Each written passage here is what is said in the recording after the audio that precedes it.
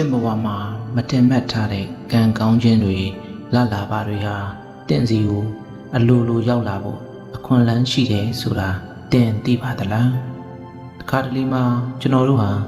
ကံစားတာတက်တော့မဲ့နမိတ်ကောင်းတွေကိုသတိမထားမိပဲကြော်လွန်သွားတတ်ကြပါတယ်မင်္ဂလာပါဘဝလင်း channel ကနေနှွေးထွေးစွာကြိုဆိုလိုက်ပါတယ်ဒီနေ့မှာတော့မနက်ခင်းမှာဒီလိုဖြစ်ရမျိုးကြုံရရင်တင့်စီကိုကံကောင်းခြင်းတွေလာတော့မယ်ဆိုတဲ့အလွန်ထူးခြားတဲ့အကြောင်းအရာကိုအထူးတင်ဆက်ပေးတော့မှာပဲဖြစ်ပါတယ်မနက်ခင်းနိုးထခြင်းဟာတင့်ရဲ့ဒီနေ့တာလုံးကံကြမ္မာကိုဆုံးဖြတ်ပေးတဲ့အရေးကြီးဆုံးအချိန်ဖြစ်တာကြောင့်ဒီဗီဒီယိုလေးကိုဆုံးအောင်ကြည့်ဖို့တိုက်တွန်းချင်ပါတယ်လူတိုင်းဟာမနက်နိုးထခြင်းမှာစိတ်ကြည်လင်လန်းဆန်းမှုကိုလိုချင်ကြတာတဘာဝပါပဲဒါပေမဲ့တခါတလေမှာကျွန်တော်တို့သတိမထားမိလိုက်တဲ့အသေးအဖွဲဖြစ်ရလေးတွေကတင့်ဘဝရဲ့ကံကြမ္မာကိုပြောင်းလဲပေးနိုင်တဲ့သတင်းစကားတွေကိုတည်ဆောင်လာတတ်ပါတယ်နနက်ခင်းမှာစောစောနိုးတာနဲ့တပြိုင်နက်တင့်စိတ်ထဲမှာအကြောင်းအရင်းမရှိပဲလိုလိုပျော်ရွှင်ကြည်နူးနေတာမျိုးခံစားနေရပြီဆိုရင်ဒါဟာကံကောင်းခြင်းရဲ့ပထမဆုံးအချက်ပြမှုပါပဲစိတ်ပညာရှင်တွေကတော့နနက်ခင်းစိတ်ခံစားချက်ဟာတနေ့တာလုံးရဲ့လှုပ်ဆောင်နိုင်စွမ်းနဲ့ကံကြမ္မာကိုဆုံးဖြတ်ပေးတယ်လို့ဆိုကြပါတယ်ဒီလိုစိတ်ကြည်နူးမှုဟာတင့်စီကိုစွမ်းအင်သစ်တွေစီးဝင်နေပြီဆိုတာကိုပေါ်ပြနေတာဖြစ်ပါတယ်တင်အိပ်ရာကနိုးလို့ပဒင်းပေါက်ကိုဖွင့်လိုက်တဲ့အချိန်မှာတာယာတဲ့ငှက်တန်းလေးတွေကြားရတာဒါမှမဟုတ်လိပ်ပြာလေးတွေပြန်တန်းနေတာကိုတက်တိုက်ဆိုင်ဆိုင်တွေ့ရတာဟာလေတင့်စီကိုသတင်းကောင်းတွေရောက်လာတော့မယ်ဆိုတဲ့အတိတ်နမိတ်ကောင်းတွေပဲဖြစ်ပါတယ်ရှိလူကြီးတွေကတော့နနက်ခင်းမှာကြုံတွေ့ရတဲ့အပြုသဘောဆောင်တဲ့ဖြစ်ရတိုင်းဟာလာမဲ့အကျိုးစီးပွားတွေအတွက်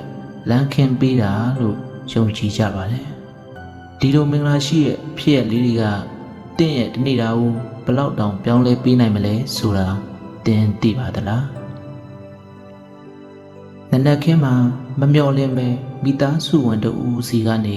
ချိုသားတဲ့စကလုံးတွေကြားရတာဒါမှမဟုတ်အိမ်ရှိကိုဧည့်သည်ကောင်းတွေရောက်လာတာမျိုးဟာလဲလက်လာပါပွင့်တော့မဲ့နမိတ်ပါပဲတင်ရောဒီနေ့မနက်မှာဘလို့ထူးထူးခြားခြားလေးတွေကြုံခဲ့ရလဲဆိုတာသတိထားကြည့်ပူပါသလားတကယ်တော့ကံကောင်းခြင်းဆိုတာဟာဝေးဝေးမှာရှိနေတာမဟုတ်ပဲတင့်ရဲ့နနက်ခင်းအလေးအကျင့်လေးတွေနဲ့စိတ်နေစိတ်ထားပေါ်မှာအများကြီးမူတည်နေတာဖြစ်ပါတယ်အခုဘဝလင်း channel ကနေပြောပြပေးသွားမယ်ဒီအချက်လေးတွေကတော့တင်ဘဝအတွက်တကယ်ကိုထူးခြားတဲ့ပြောင်းလဲမှုတွေယူဆောင်လာပြီးမဲ့နမိတ်ကောင်းလေးတွေပဲဖြစ်ပါတယ်နနက်ခင်းမှာဘလို့ဖြစ်ရမျိုးကြုံရရင်တင့်စီကံကောင်းခြင်းတွေလာတော့မလဲဆိုတာဆက်လက်ပြီးတော့အသေးစိတ်လေ့လာကြည့်ကြပါမယ်ခင်ဗျာတနေ့တာကိုအကောင်းမြင်စိတ်နဲ့စတင်ခြင်းဟာကံကောင်းခြင်းတွေကိုဆွဲဆောင်ဖို့အကောင်းဆုံးသောနည်းလမ်းတစ်ခုလည်းဖြစ်ပါတယ်။သင်ဟာဒီလိုထူးခြားတဲ့အတွေ့အကြုံမျိုးကိုဒီမနက်မှာပဲကြုံတွေ့ခဲ့ရတယ်ဆိုရင်တော့သင်အတွက်အမှန်တကယ်ကိုဝမ်းမြောက်စရာကောင်းလာပါတယ်။ဒါဟာသင်ရဲ့ကြိုးစားမှုတွေအောင်မြင်တော့မဲ့အစပျိုးခြင်းဖြစ်တယ်လို့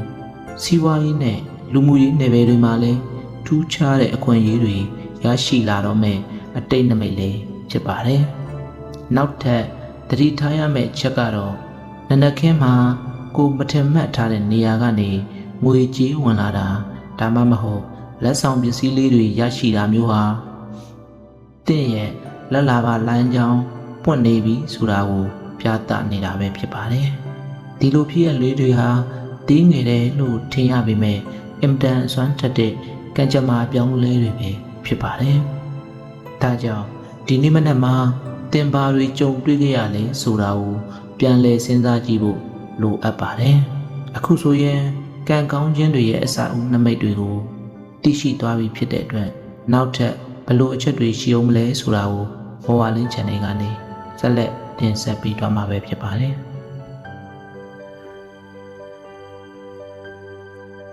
နနက်ခင်းမှာအိမ်မက်လှလှလေးတွေမှတ်ပြီးနိုးထလာတာမျိုးဟာအလွန်ကောင်းမွန်တဲ့နမိတ်တစ်ခုဖြစ်ပါတယ်အထူးသဖြင့်ရေကြီးအေးအေးထဲမှာရေကူးနေရတာဒါမှမဟုတ် စိမ့်လန်းတဲ့တစ်တော်ကြီးတွေကိုမြင်မှတ်တာမျိုးဟာတင့်ရဲ့စိတ်ပိုင်းဆိုင်ရာတည်ငြိမ်မှုနဲ့အတူမကြာခင်မှာငွေကြေးတနချမ်းသာလာတော့မဲ့လက္ခဏာပဲဖြစ်ပါတယ်။အိယာကနိုးနိုးချင်းမှာစိတ်ထဲမှာလေးလံထိုင်းမှန်းခြင်းမရှိပဲပေါ်ပါတွက်လက်နေတာဟာတင့်ရဲ့ခန္ဓာကိုယ်ထဲမှာအပြူသဘောဆောင်တဲ့စွမ်းအင်တွေပြေဝနေတာကိုပေါ်ပြနေတာပါဒီလိုစွမ်းအင်တွေရှိတဲ့နေမျိုးမှာ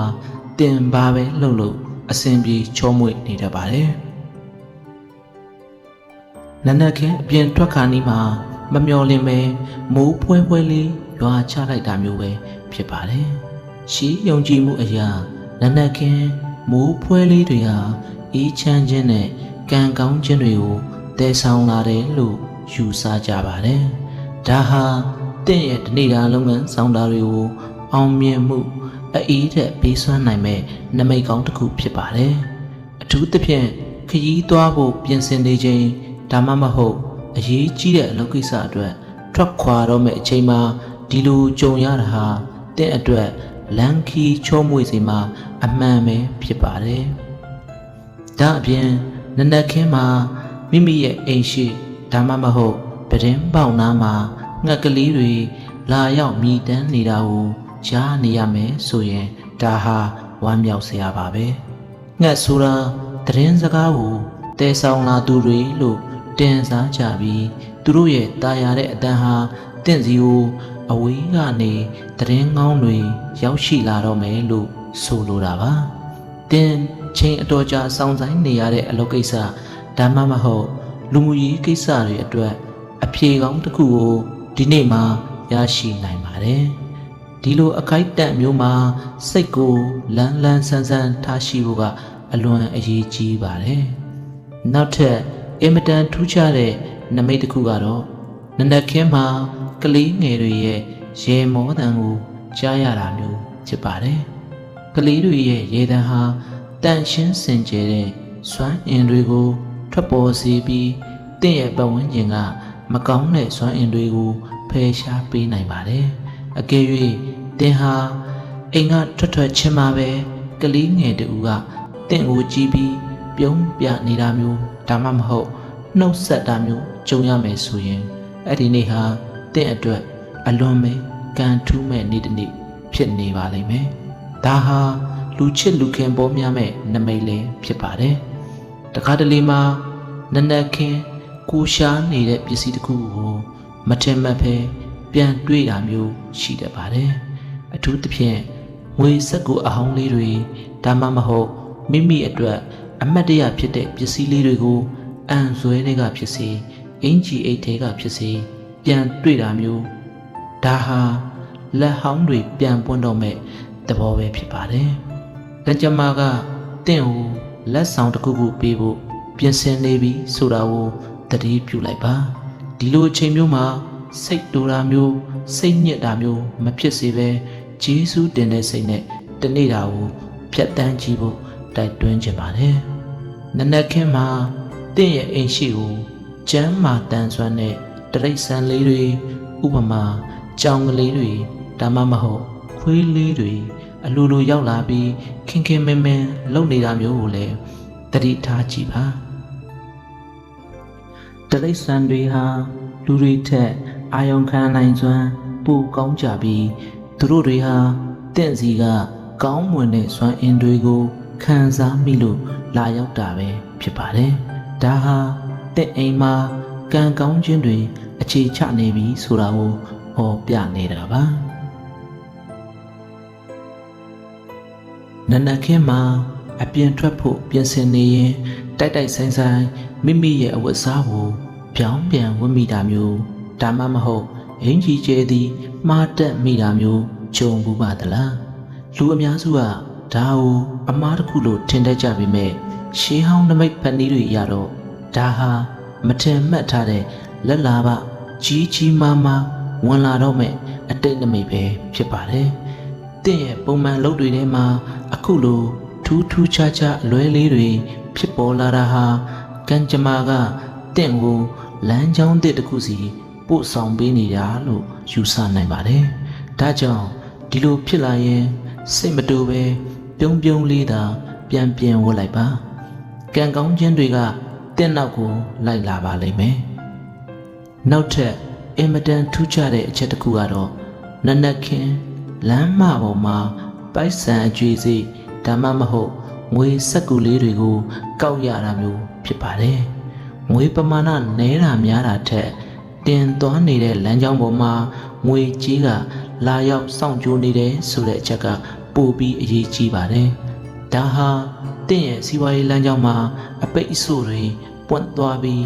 ငွေဝင်လာတော့မယ်ဆိုတဲ့အစပြုခြင်းဖြစ်ပါတယ်ဒီလိုငွေကြေးလေးတွေကိုတွေ့ရင်လစ်လျူမရှုပဲတန်ဖိုးထားပြီးသိမ်းဆဲထားလိုက်ပါအဲ့ဒီနေ့တစ်နေ့လုံးမှာငွေဝင်မဲ့အခွင့်အရေးတွေတတိတတန်းကြီးရောက်ရှိလာတာကိုတင်တွေ့မြင်ရမှာပါနနက်ခင်းမှာအင်္ဂါထွက်ခြင်းနွားနို့တဲ့ဒါမှမဟုတ်ရေတဲ့နဲ့ထိတ်တိုက်တွေ့တာမျိုးဟာလည်းအလွန်မင်္ဂလာရှိတဲ့နမိတ်တစ်ခုပါပဲနွားနို့နဲ့ရေဟာအေးမြခြင်းနဲ့ပြည့်စုံကြွယ်ဝခြင်းကိုစားပြုပါတယ်ရှေးမြန်မာလူကြီးတွေကတော့နနက်ခင်းမှာအဖြူရောင်ရှိတဲ့အရာဝတ္ထုတွေဒါမှမဟုတ်ရေပြည့်အိုးတွေကိုတွေ့ရရင်အဲ့ဒီနေ့ဟာဘာလို့အောင်မြင်မဲ့နေ့လို့သတ်မှတ်ကြပါတယ်သင်ဟာဒီလိုထူးခြားတဲ့စုံစည်းမှုမျိုးကြုံခဲ့ရင်တော့တင့်ရဲ့လုပ်ငန်းဆောင်တာတွေမှာအဟံတာမရှိပဲလူရခီးကိုချောချောမုံမုံရောက်ရှိတော့မှအသေးချပါပဲတခါတလေမှာအိယာကနိုးတဲ့အချိန်မှာမိမိရဲ့လက်ဖဝါးတွေကအကြောင်းရင်းမရှိပဲရားရန်နေတာမျိုးဖြစ်တတ်ပါတယ်အထူးသဖြင့်လက်ဖဝါးအလေတဲ့ကရားနေမယ်ဆိုရင်ဒါဟာငွေဝင်တော့မဲ့အတိတ်နမိတ်လို့လူတီများပါတယ်လက်ဝဲဘက်ကရရင်ငွေထွက်တတ်တယ်လို့အယူဆရှိကြပေမဲ့နနက်ခင်းချိန်ခါမှာဖြစ်ပေါ်လာတဲ့ဒီလိုခံစားချက်မျိုးဟာတင့်စီကိုအကျိုးအမြတ်တစ်ခုခုရောက်လာတော့မယ်ဆိုတာကိုသတိပေးနေတာဖြစ်ပါတယ်ဒီလိုအချိန်မျိုးမှာစိတ်ထဲကနေကံကောင်းခြင်းတွေကိုကြိုးဆိုနေဖို့ပဲလိုအပ်ပါတယ်နနက်ခင်းမှာတင့်ရဲ့အိမ်ကိုလိပ်ပြားလေးတွေဒါမှမဟုတ်ပြားလေးတွေပြန်တန်းဝင်ရောက်လာတာကိုတွေ့ရမယ်ဆိုရင်ဒါဟာထူးခြားတဲ့နမိတ်ကောင်းတစ်ခုပါပဲလိပ်ပြားနဲ့ပြားတွေဟာသတင်းငောင်းတဲ့ချိုမြိန်တဲ့ရလက်တွေကိုတဲဆောင်လာသူတွေလို့တင်စားကြပါတယ်အထူးသဖြင့်အိမ်တဲကိုဝေဝဲပြီးပြန်တန်းနေတာမျိုးဟာတင့်စီကိုဧည့်သည်ကောင်းတွေရောက်လာတော့မှဖြစ်တယ်လို့အဝေးရောက်နေတဲ့ဆွေမျိုးမိတ်ဆွေတွေစီကနေဝမ်းမြောက်စရာသတင်းစကားတွေကြားရတော့မယ့်သဘောလည်းဖြစ်ပါတယ်ဒီလိုတဘာဝရဲ့အလှတရားလေးတွေကိုကြည်ပြီးစိတ်ကိုအေးချမ်းအောင်ထားရှိတင်ပါတယ်အခုပြောပြခဲ့တဲ့အချက်တွေဟာတင့်ရဲ့နနက်ခင်းမှာကံကောင်းခြင်းတွေရောက်လာတော့မဲ့တိတာထင်ရှားတဲ့လက္ခဏာတွေပဲဖြစ်ပါတယ်နနက်ခင်းအိယာကနိုးချင်းမှာပဲမိမိရဲ့လက်ထဲကိုတစုံတစ်ယောက်ကငွေကြီးလာပေးတာမျိုးဒါမှမဟုတ်ဖုန်းထဲကိုငွေဝင်လာတဲ့ message မျိုးရောက်လာခဲ့မယ်ဆိုရင်ဒါဟာအလွန်ဟိုထူးခြားတဲ့လက်လာပါနမိတ်ပါပဲနနက်ခင်းအစောပိုင်းမှာရရှိတဲ့ငွေကြေးဟာတင့်ရဲ့တစ်နေ့တာလုံးမှာစီးပွားရေးလမ်းကြောင်းတွေပွန့်သွားစေပြီးမထင်မှတ်ထားတဲ့နေရာတွေကနေအကျိုးအမြတ်တွေရရှိလာတော့မဲ့သဘောပဲဖြစ်ပါတယ်ဒီလိုအချိန်မျိုးမှာငါစီကိုငွေကြေးတွေအဆက်မပြတ်စီးဝင်နေပြီလို့စိတ်ထဲကနေခိုင်ခိုင်မာမာယုံကြည်လိုက်ပါဒါဟာတင့်ရဲ့ချမ်းသာကြွယ်ဝမှုအတွက်အခြေခံအုတ်မြစ်ဖြစ်လာပါလိမ့်မယ်နောက်ထပ်အင်မတန်ထူးခြားတဲ့အချက်တစ်ခုကတော့နနက်ခင်းမှာပဲမိမိရဲ့အိမ်ရှိကိုပန်းတွေအလိုလိုပွင့်နေတာကိုတွေ့ရတတ်တာမျိုးဖြစ်ပါတယ်ပန်းပွင့်တွေဟာတက်ရှိတွေရဲ့ရှင်တန်ခြင်းနဲ့အောင်မြင်ခြင်းကိုစားပြုပါတယ်အထူးသဖြင့်မိမိအမျက်တနိုးစိုက်ထားတဲ့အပင်လေးတွေမှာဒီနေ့မနက်မှာထူးထူးခြားခြားပွင့်လန်းနေတာကိုမြင်ရမယ်ဆိုရင်တင့်ရဲ့ကြိုးစားမှုတွေဟာမကြာခင်မှာပဲအရာထင်တော့မယ်ဆိုတဲ့အတိတ်နမိတ်ပါပဲဒါဟာတင့်ဘဝရဲ့ကဏ္ဍအသီးသီးမှာ အောင်မြင်မှုအသီးအပွင့်တွေကိုဆွတ်ခူးရတော့မယ်အစာပြိုခြင်းဖြစ်ပါတယ်။ဒါအပြင်နနက်ခင်းမှာအိမ်ကထွက်ချင်းမှာပဲကောင်းကင်မှာတက်တန့်ရောင်စုံလေးတွေကိုမြင်တွေ့ရတာမျိုးဟာလည်းအလွန်ကံထူးလာပါတယ်။တက်တန့်ဟာကဘာမြေနဲ့ကောင်းကင်ကိုဆက်သွယ်ပေးတဲ့တရားတစ်ခုလိုတင်စားကြပြီးကံကောင်းခြင်းတွေတင့်စီကိုဓာတ်ရိုက်ရောက်ရှိလာတော့မဲ့လက္ခဏာဖြစ်ပါတယ်။သင်ဟာဒီလိုထူးခြားတဲ့တဘာဝအလတရားကိုမြင်တွေ့ခွင့်ရခဲ့ရင်တော့အဲ့ဒီနေ့ဟာတင့်အတွက်ဘာလို့အစဉ်ပြေချုံးမွေပြီးစိတ်ကူးထားတာတွေတက်ပုံမူတဲ့ရလက်ကောင်းတွေကိုရရှိစေမှာအမှန်ပဲဖြစ်ပါတယ်။တခါတလေနက်နက်ခင်းမှာပဲအကြောင်းရင်းမရှိမိမိရဲ့မိတ်ဆွေဟောင်းတွေဒါမှမဟုတ်ခင်မင်ရသူတွေစီကနေနှုတ်ဆက်စာလေးတွေရောက်လာတတ်ပါတယ်။ဒါဟာလူမှုရေးလမ်းကြောင်းတွေပွင့်လာတာဖြစ်တယ်လို့တင့်အတွက်အကျိုးရှိစေမဲ့အခွင့်အလမ်းတစ်တွေသူတို့ကတဆင့်ရောက်လာတော့မဲ့သဘောပါပဲ။လူတစ်ယောက်ရဲ့ကံစားတာဟာပတ်ဝန်းကျင်နဲ့လည်းအများကြီးဆက်ဆက်နေတာကြောင့်ဒီလိုဆက်သွယ်မှုလေးတွေကိုတန်ဖိုးထားပြီးလိုက်လဲတုတ်ပြန်ပေးပါဒီကနေတဆင့်တင့်ဘဝအတွက်အရေးကြီးတဲ့အလှည့်ပြောင်းတွေဖြစ်ပေါ်လာနိုင်ပါတယ်နောက်ဆုံးအရေးကြီးဆုံးအချက်ကတော့နနက်ခင်းမှာမိမိကိုယ်ကိုယုံကြည်မှုအပြည့်နဲ့ဒီနေ့မှာငါစီကိုကံကောင်းခြင်းတွေလာတော့မယ်လို့အပြူသဘောဆောင်တဲ့စိတ်နဲ့နိုးထလာခြင်းပါပဲတကယ်တော့ကံကောင်းခြင်းဆိုတာတင့်ရဲ့စိတ်အခြေအနေပေါ်မှာအများကြီးမူတည်နေတာပါတင်ကကံကောင်းမယ်လို့ယုံကြည်နေရင်ပတ်ဝန်းကျင်မှာရှိတဲ့အခွင့်အလမ်းတွေပိုပြီးမြင်တွေ့နိုင်စွမ်းရှိလာပါလိမ့်မယ်အခုပြောပြခဲ့တဲ့နမိတ်ကောင်းလေးတွေဟာတင့်အတွက်ရှေ့ပြေးသတင်းစကားတွေပဲဖြစ်ပါတယ်ဒီအချက်တွေကိုသတိထားကြည့်ပြီးကံကောင်းခြင်းတွေကိုလက်လန်းကြိုဆိုလိုက်ပါနနက်ခင်းမှာ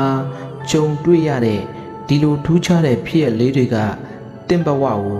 ပုံမူတောက်ပစီမှာအသေးချပါပဲဒီဗီဒီယိုလေးကိုအဆုံးထိနားဆင်ပေးတဲ့အတွက်ကျေးဇူးအထူးတင်ရှိပါတယ်တင့်ရဲ့နနက်ခင်းတိုင်းဟာ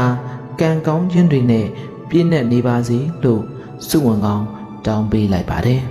အကယ်၍တင်ဟာဒီထဲကအချက်လေးတွေကြုံတွေ့ကြရတယ်ဆိုရင်လည်းကွန်မန့်မှာမျှဝေပေးကြပါဦးများအားလုံးပဲကံကောင်းခြင်းများစွာကိုပိုင်ဆိုင်နိုင်ကြပါစေ